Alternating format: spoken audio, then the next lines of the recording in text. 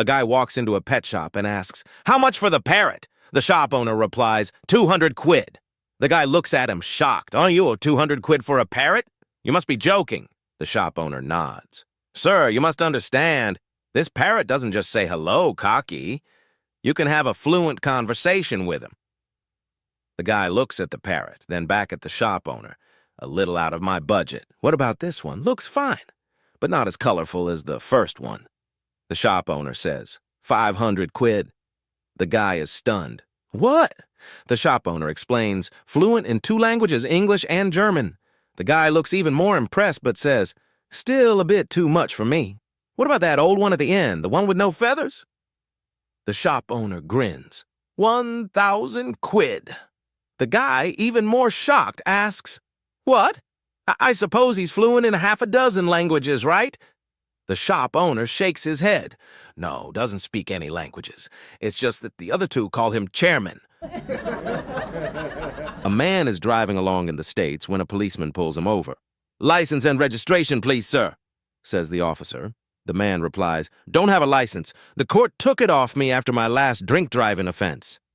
"All right," the officer says. "How about the registration?"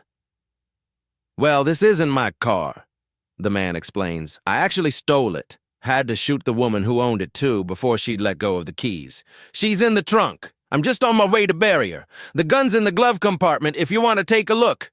The officer, taken aback, quickly steps back and calls for backup. A few minutes later, another cop arrives. "Stand back, son. I'll handle this," the second officer says. "License and registration, please, sir." The man hands them both over. "Okay. Now, sir, you mind if I take a look in the trunk?" "Be my guest." The officer opens the trunk, and to his surprise, it's empty, except for a jack and a spare wheel. "Anything in the glove compartment?" the officer asks. The man shrugs. "I don't think so. You can check if you like. I'll keep my hands on the wheel." The officer opens the glove compartment and finds nothing but a few slightly furry mints. "Well, sir," says the second officer, "I'm quite confused. My colleague here was certain you had no license, no registration, a gun in the glove compartment, and a dead woman in the trunk." The man looks at him, smiles, and says, "And I bet he told you I was speeding too, didn't he?" An elderly man is wheeling a trolley through the supermarket with a small child at the front making an absolute racket. As they pass a woman, she overhears the man saying, "It's all right, George. We're nearly done." A few minutes later, she encounters them again. This time, the child is tearing open a packet of crisps and throwing them at the elderly man. She overhears him again. "Patience, George. Nearly there." 2 aisles later, and there they are again. The child is now howling and kicking the elderly man while rubbing snot into his jumper. Once more, she overhears him. "Not long now, George. We're nearly out of here." Near the checkouts, she runs into them again. Now the child is throwing money out of the elderly man's wallet and swearing loudly at other shoppers. She can't help but overhear once more. "Soon be at the car, George. Soon be time to go home. Just need to stick it out a little longer." As they head towards the exit, she can't resist. She goes up to the elderly man, apologizes for butting in, and congratulates him on his patience with his grandson, George. "I've never seen anyone deal so calmly with this sort of thing," she says. The elderly man smiles and replies, "Well, thank you, miss, but I'm George. This little sod is called Kevin." An 86-year-old man went to his doctor for his quarterly checkup. The doctor asked how he was feeling, and the 86-year-old replied, "Things are great. I've never felt better. I've got a 20-year-old bride who's pregnant with my child. What do you think about that, Doc?" The doctor thought for a moment before telling a story. "I have a friend around your age who's an avid hunter and never misses a season. One day, in a rush, he accidentally grabbed his walking cane instead of his rifle. As he neared a lake, he spotted a large male beaver sitting by the water. Realizing he had no gun, he raised his cane, aimed it at the animal like it was his rifle, and went bang, bang. Miraculously, 2 shots rang out, and the beaver fell over dead. Now, what do you think of that?" The 86-year-old thought for a moment and said, "Well, it's obvious somebody else pumped a couple of rounds into that beaver." The doctor replied, "My point exactly." Patty and Mick, Two honest, hard-working Irish lads found themselves unemployed and decided to travel across the sea to the big Irish colony in search of work. They landed in the Midwest and saw a road construction company. They approached the manager to ask about job opportunities. "We're installing electricity in rural areas," the manager explained. "We need the poles set up for the power lines. Can you two handle that?" "Of course we can," Mick replied confidently. Now, they couldn't actually set up poles, but no good Irishman would admit he couldn't do the job. The manager drove them out to a very rural road and showed them a large pile of wooden electricity poles.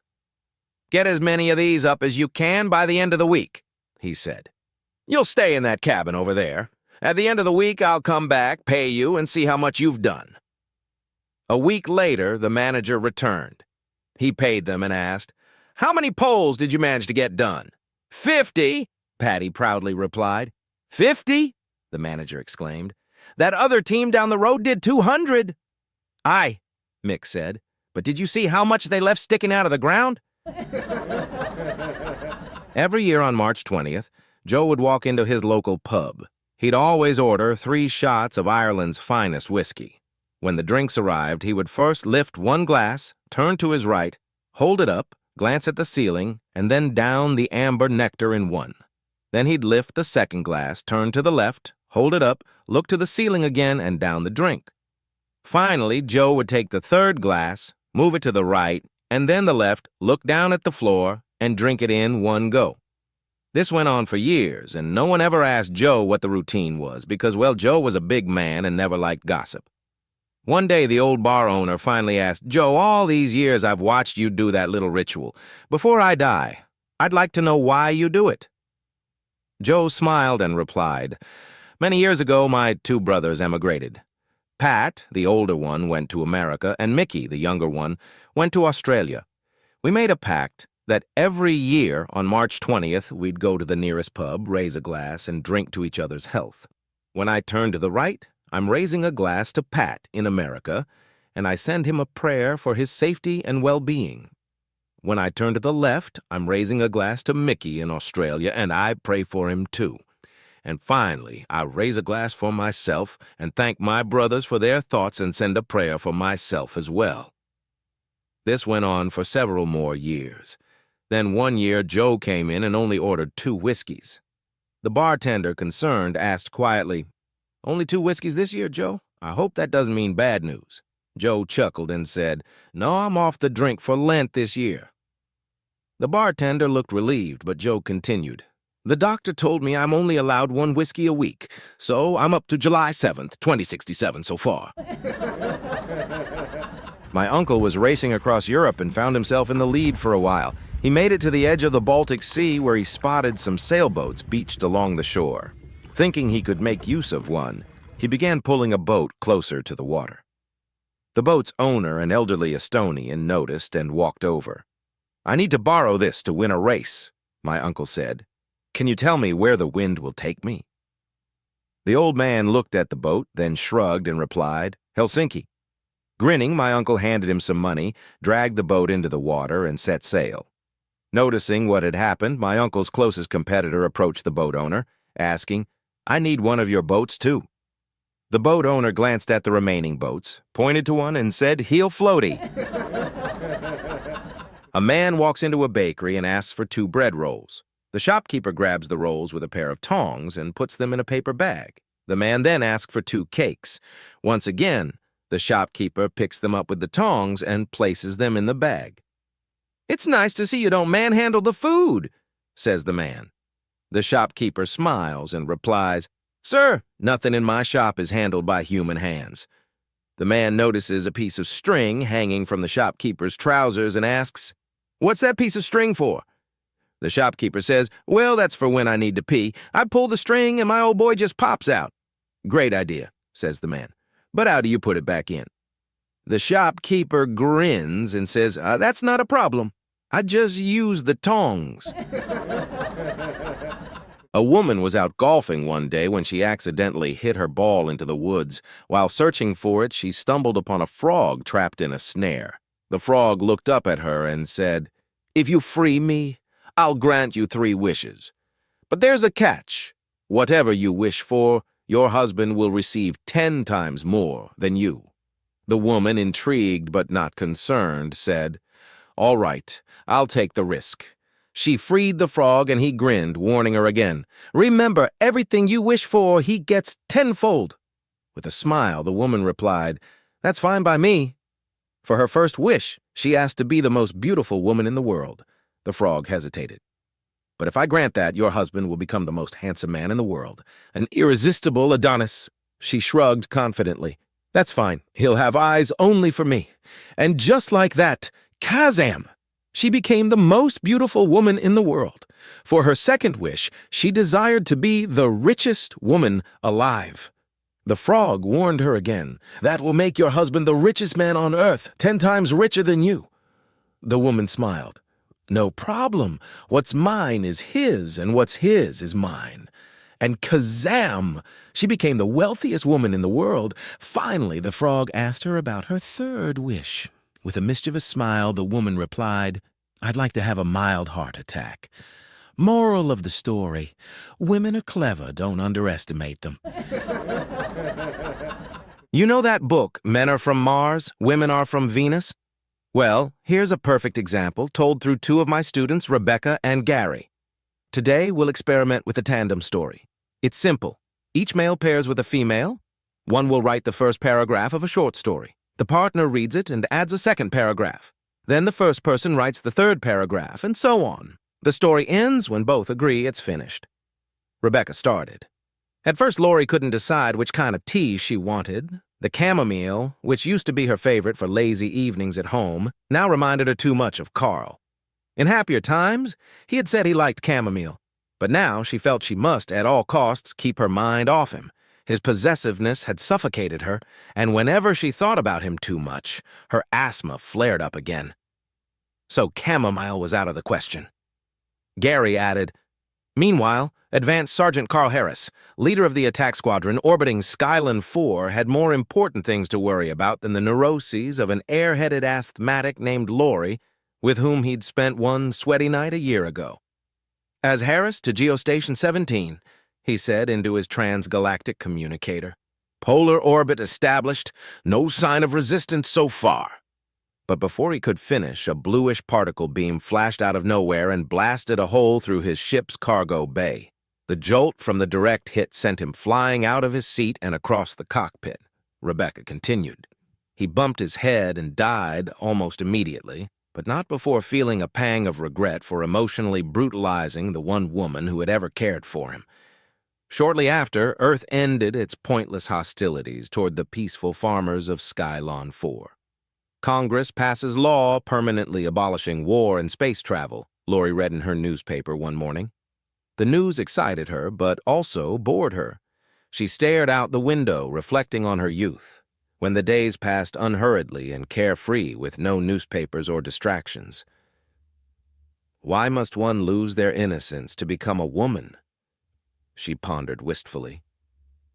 Gary added, Little did she know, but she had less than 10 seconds to live. Thousands of miles above the city, the Anuudrian mothership launched the first of its lithium fusion missiles. The naive peaceniks who'd pushed through the unilateral aerospace disarmament treaty had left Earth defenseless against hostile alien empires, determined to destroy humanity. Within 2 hours of the treaty's passage, the Anuudrian ships were en route to Earth, carrying enough firepower to vaporize the entire planet. With no one to stop them, they swiftly initiated their diabolical plan. The lithium fusion missile entered the atmosphere unopposed. The president, in his top-secret submarine headquarters off the coast of Guam, felt the massive explosion that obliterated Lori and 185 million other Americans. He slammed his fist on the conference table. We can't allow this. I'm vetoing that treaty. Let's blow them out of the sky. Rebecca responded. This is absurd. I refuse to continue this mockery of literature. My writing partner is a violent, chauvinistic, semi-literate adolescent. Gary shot back. Yeah, well, you're a self-centered, tedious neurotic whose attempts at writing are the literary equivalent of Valium. Rebecca replied, Poop-choot. Gary retorted, Bitch. The professor gave them both an A+. Two guys were playing a round of golf.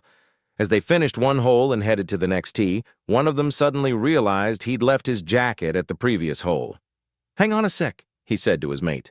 "I'll just run back and grab it." As he jogged back, he saw two women about to tee off at the last hole. He froze for a moment, then quickly turned around and headed back toward his mate. "Hell," he said, "that could have been awkward. That was my wife and my mistress." His mate, wide-eyed, replied, "Blimey, that could have ended badly. No worries, I'll grab it for you." The second guy sprinted toward the previous tee, but halfway there, he too turned around and retraced his steps.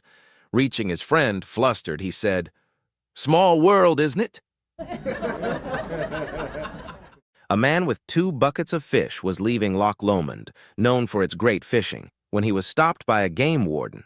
The warden asked, "Do you have a license to catch those fish?" The man replied, "No, sir. These are my pet fish." "Pet fish?" the warden said, incredulously. "Yes, sir. Every night I take these fish down to the beach, let them swim around for about half an hour, and when I whistle, they all swim back, jump into my buckets, and I take them home. We do this every night." The warden scoffed. "That's a bunch of hooey. Fish can't do that." "No, really," said the man. "Here, I'll show you." And he released the fish into the loch. "Well, I've got to see this," said the warden, shaking his head. The man and the warden stood waiting. After several minutes, the warden turned to the man and said, "Well?" "Well, what?" the man asked. "When are you going to call them back?" The warden huffed. "Call who back?" the man asked, puzzled. "The fish!" the warden exclaimed. "What fish?" A number of years ago, I was in a butcher shop just before Christmas. The shop was filled with fresh turkeys hanging from a rail, and a man was standing there eyeing them all. One of the butchers approached him and asked, "Can I help you?" The man replied, "Yes, I'm looking for a 20-pound turkey." The butcher nodded, went over to the rail, and picked out a really big bird. He took it over to the scales and said, "This one is 20 pounds, 6 ounces. That'll be 35 pounds, 50 pence. "No," said the man. "I want a 20-pound turkey." The butcher glanced at the bird, then back at the man. "I think this is about as close as we can get to 20 pounds. "No," the man insisted. "I want a 20-pound turkey." He then pulled out a handful of banknotes, all in the amount of 20 pounds. The forest animals were deeply concerned that their habitat was being destroyed by logging, so they decided to consult the oldest, wisest tree in the heart of the forest to ask what they could do to save it. The wise old tree thought for a moment and said, "Perhaps the bears can scare the loggers away." The bears, acting on the advice, snarled and charged at the loggers, scaring them off initially. But the loggers soon hired hunters, and before long, there were no bears left to frighten anyone. Logging resumed, and the animals returned to the wise old tree for guidance. This time, the tree suggested, "Maybe the birds can swoop down and peck the loggers, disrupting their work." The birds followed the plan, and for a while it worked. But then the loggers hired falconers to hunt the birds, and soon there were no birds left to hinder their progress. The animals gathered at the wise old tree once again. This time the tree advised, "Have all the squirrels and mice chew through the cables of the loggers' power tools so their equipment can't cut down the trees." The squirrels and mice did their best, causing some delays, but the loggers quickly switched to manual saws and axes, repairing their machinery while carrying on with their work.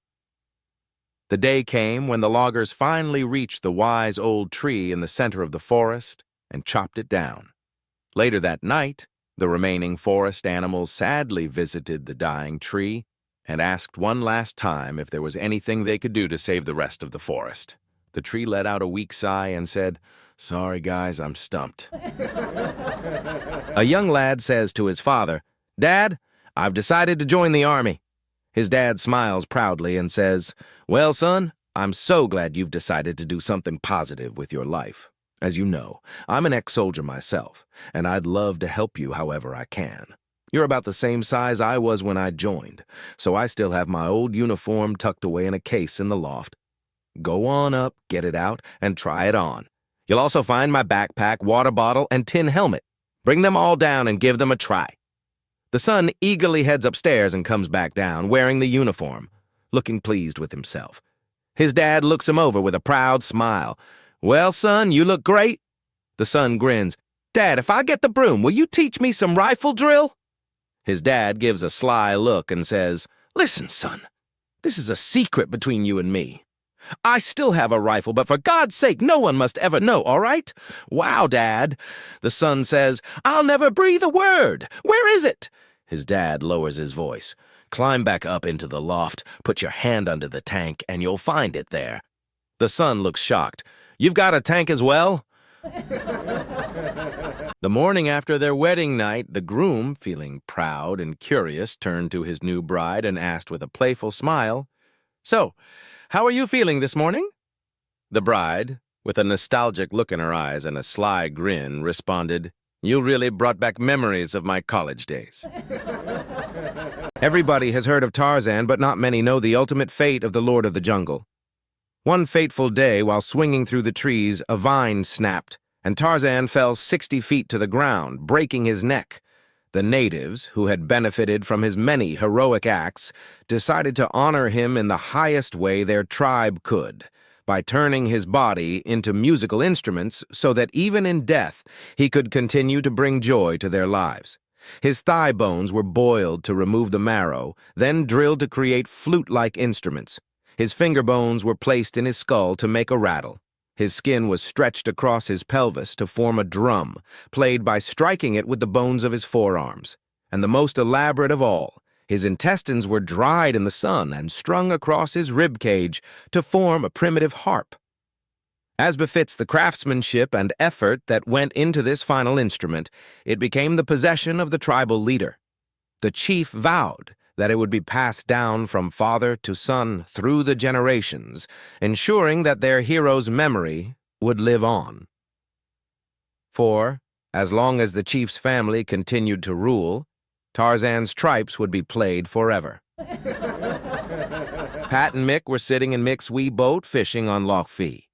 Pat says to Mick, It's my 21st birthday today. Mick looks over and replies, Oh, aye, so it is.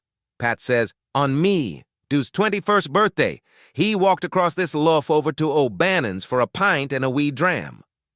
Oh, aye, says Mick. And on his 21st birthday, me, all a grandfather, walked across this lough to O'Bannon's for a pint and a wee dram, says Pat. Oh, aye, says Mick again. Well, as it's my 21st birthday, Pat says with a grin, I'm going to walk across this lough to O'Bannon's and get myself a pint and a wee dram. Oh, aye, Mick replies, sounding a little dubious. Pat stands up, steps out of the boat onto the water, and immediately sinks right up to his oxers. Before he goes under a third time, Mick hauls Pat out of the water and back into the boat.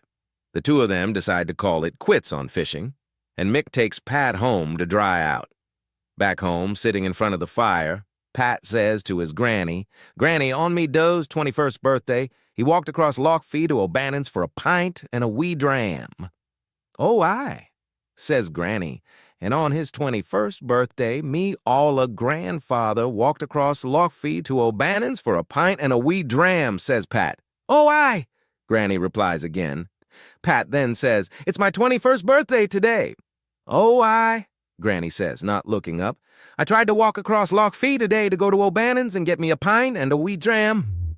And I nearly drowned, says Pat. Oh, aye, says Granny, finally taking notice. Why would that be, Granny? Asks Pat. Granny puts down her knitting, looks at him with a twinkle in her eye, and says, Their birthdays are in December. This is July. A woman had a problem with her wardrobe door in the bedroom. Every time a bus passed outside, the wardrobe door would fall off. She called a repairman to fix the problem. The repairman arrives, and sure enough, every time a bus passed by, the door would fall off. All right, said the repairman. I think I know what to do. I'll step inside the wardrobe, and you close the door behind me. That way, I can see if I can figure out what's causing it. So he steps into the wardrobe, and the wife shuts the door behind him. Just then, the husband comes home, hears his wife talking to someone in the bedroom, and rushes upstairs. He opens the wardrobe door, and there's the repairman standing inside. What the hell are you doing in there? The husband shouts. The repairman looks up, completely flustered, and meekly replies, Believe it or not, I'm waiting for the bus. Dylan was practicing his golf swing in the front yard when he swung a little too hard and sent the ball crashing through his neighbor's window. Panicked, Dylan ran over and rang the doorbell 3 times. When no one answered after a few minutes, he opened the door and was greeted by broken glass everywhere, a lamp on the floor, and a huge, fat Arabian man wearing a turban sitting on the couch. Dylan blinked, confused. "Who are you?" The man smiled. "I am a genie. You freed me from that lamp." Dylan raised an eyebrow. "Wait, do I get 3 wishes?"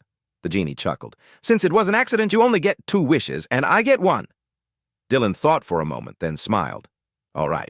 I want to be the best golfer in the world." The genie blinked in surprise. "You sure? Most people wish for money, but okay. Now your wife gets 1 wish." Dylan called his wife over, and she quickly made her wish. "I want $1 million every week for the rest of my life." The genie nodded. "Granted. And now for my wish. I've been stuck in that lamp for centuries. It's been a long time since I've been with a woman. I want 1 day of wild, crazy sex with your wife." Dylan froze. "No way." The genie raised an eyebrow. "Not even for $1 million a week?" Dylan turned to his wife, who, after thinking for a moment, said, "Well, I suppose for all that money I should, but not until Dylan leaves." Dylan sighed and said, "Okay, have fun, I guess." He walked out, leaving them alone. After a wild day, the genie turned to Dylan's wife and asked, "How old is your husband?" 45, she replied. The genie chuckled. "Isn't he a bit old to be believing in genies?" The class of 1950 gathered for their reunion. Though there weren't many left, 2 of the 10 attendees were Harry, an 88-year-old widower, and Esther, an 87-year-old divorcee. As the evening went on, they had a wonderful time reminiscing about the past and sharing stories about their families. By the end of the night, Harry had proposed, and Esther happily accepted. The next morning, Harry woke up frustrated, realizing he couldn't remember Esther's response to his proposal. Feeling embarrassed, he decided to call her. "Hello, Esther. I'm sorry, but my memory isn't what it used to be. Last night when I proposed to you, did you say yes or no?" "I said yes!" Esther exclaimed with excitement. "And I'm so glad you called, because for the life of me, I couldn't remember who asked." A bloke was sitting by the side of the road, crying his eyes out, holding his dead hamster in his hands. A fairy godmother appeared and asked him what was wrong. He said, "I loved my pet hamster, and it just died." The fairy godmother replied, "I can't bring it back to life, but I can suggest a way to make something good come from this." The bloke asked, "How do I do that?" The fairy godmother said, "Go home, put the hamster in a pan, add a bag of sugar, heat the pan, stirring well, and simmer for an hour, let it cool, then pour it onto your garden, and see what happens." The bloke did exactly as she said. The next day he went into his garden and found masses of daffodils everywhere. Excited, he ran back to the road where he'd seen the fairy godmother. She appeared and asked how it had gone. He said, "It's fantastic. There are daffodils everywhere." The fairy godmother looked puzzled and replied, "That's really strange. You normally get tulips from hamster jam." A homeless man was traveling down a country lane, exhausted and starving. He stumbled upon a pub called the George and the Dragon. Though it was late and the pub was closed, he knocked on the door.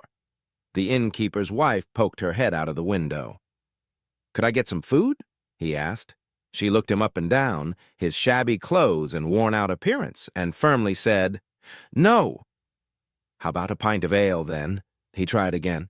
"No," she replied, a little more sharply this time.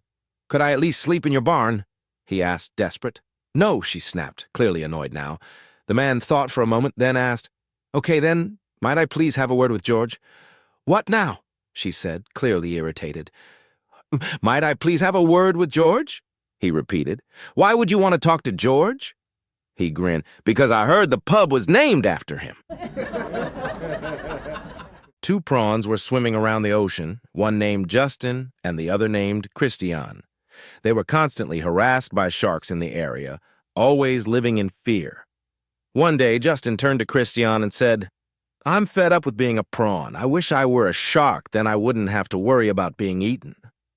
Suddenly, a mysterious cod appeared and said, "Your wish is granted." Before they knew it, Justin had transformed into a shark. Terrified, Christian immediately swam away, scared of being eaten by his old friend. Days went by, and Justin quickly found that life as a shark wasn't all it was cracked up to be. It was lonely. His old friends all swam away whenever he got near. He didn't realize that his menacing appearance was driving them away. One day he spotted the mysterious cod again. Thinking the cod could help him, he swam over and begged, "Please change me back into a prawn." The cod granted his wish, and Justin was back to being a prawn. Overjoyed, Justin swam to Christian's home, eager to reconnect. As he approached the coral gate, memories flooded back. He banged on the door and shouted, "It's me, Justin! Your old friend! Come out and see me again!" Christian shouted back, "No way, man! You're a shark now! You'll eat me! I'm not falling for that!" Justin cried, "No, I'm not! That was the old me! I've changed! I've found cod! I'm a prawn again, Christian!"